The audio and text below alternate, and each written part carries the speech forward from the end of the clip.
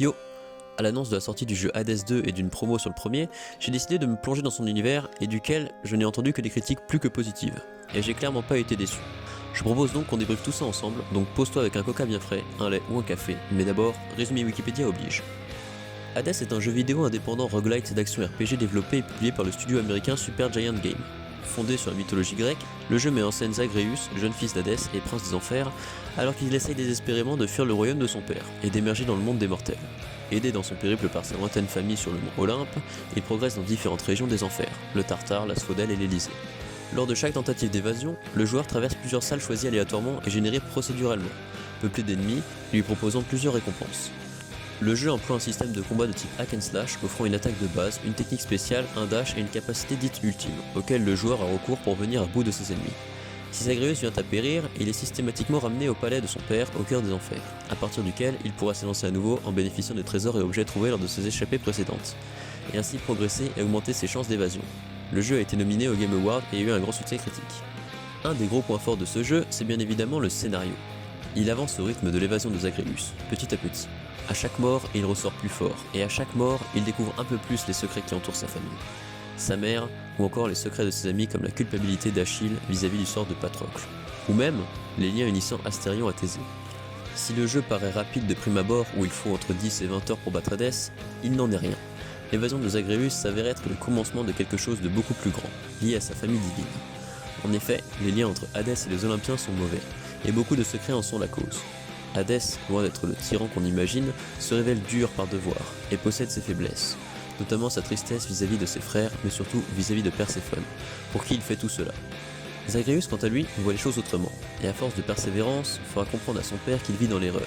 Le tout est saupoudré d'une dose d'humour assez bienvenue et adulte. Zagreus lui-même est souvent second degré, et la plupart de ceux qui l'entourent sont tendus de par les enjeux de la situation. D'ailleurs, Zagreus créera des liens avec plus d'une vingtaine de personnages, et plus les relations s'approfondissent, plus on en apprend à leur sujet. Ces relations sont également capitales dans le périple de Zagreus, car ils lui cèdent tous un souvenir, un morceau de leur passé symbolisant le lien qui les unit à Zagreus, et qui lui apportera de l'aide à travers différents bonus. Mais surtout, certains lui donneront des aspects d'armes cachées ou encore des compagnons chtoniens, donnant un avantage certain en combat. Quant au combat, parlons-en.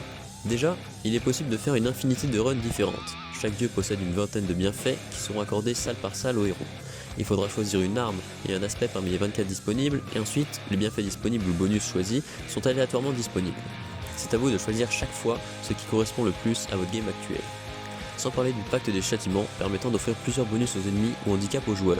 Cette variété dans le gameplay est très appréciable et assez bien faite. La diversité dans le bestiaire est sans être incroyable, plus que modeste, car chaque ennemi a son pattern de coups et offre un combat différent selon avec quel autre ennemi est associé.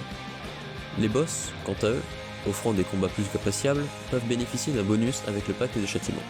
La sensation de s'améliorer chambre après chambre est grisante. D'ailleurs, la progression se fait lentement, mais de manière jouissive dans Hades. Nyx offre un miroir à Zagreus, lui permettant de s'améliorer et de bénéficier de certains avantages au combat. Il est également possible de se renforcer en utilisant des souvenirs ou en faisant faire des travaux au contremaître, pour ajouter des bonus dans les chambres. La difficulté du jeu est bien dosée, dans le sens où on sent qu'il nous résiste réellement. D'ailleurs, pour les masochistes, il existe un mode extrême, qui saura à coup sûr vous satisfaire. Ainsi, le héros Zagreus est intéressant à jouer, car il s'adapte au jeu du héros. De plus, son humour et l'envie d'approcher son objectif chaque partie un peu plus nous aident à nous attacher à lui. Pour finir, la direction artistique est incroyable. Les musiques de ce jeu sont toutes insane et servent le style graphique et scénaristique. Regardez juste ça. Zagreus arrive enfin à ramener sa mère à la maison, et là, Orphée et Eurydice nous offrent une énorme dinguerie musicale.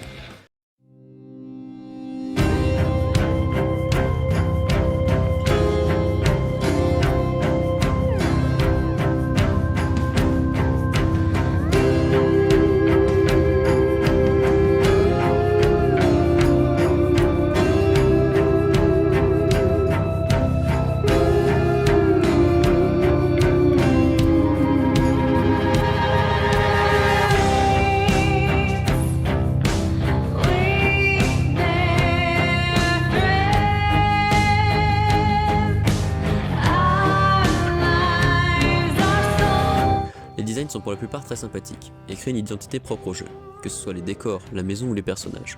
Certains sont moyens, mais les autres sont très stylés, et cette revisite des légendes de la mythologie grecque est très pertinente. Honnêtement, ce jeu m'a conquis, que ce soit dans son gameplay qui me paraissait répétitif à tort que dans son histoire. Je me suis attaché aux personnages, et j'avais à cœur de les aider dans la réalisation de leurs quêtes. Les évolutions des personnages comme Hades, évasion après évasion me donnaient juste envie de refaire une game pour connaître la suite.